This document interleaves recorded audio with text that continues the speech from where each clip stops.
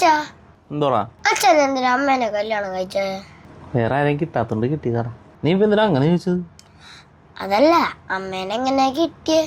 അതൊരു വലിയ കഥയാ. വലിയ കഥയെന്ന് പറയാ. അത്ര വലിയ കഥയൊന്നുമല്ല, ഒരു ചെറിയ കഥ.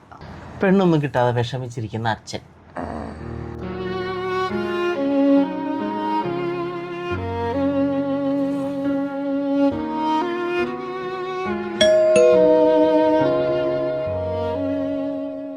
പെട്ടെന്ന് പുറത്തുനിന്നൊരു കോളിംഗ് ബെല്ല്.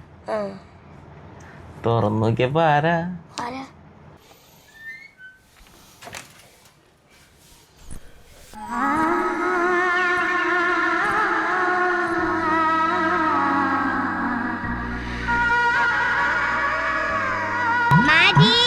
वैष्णव जन तो तेरे तकिए वैष्णव जन तो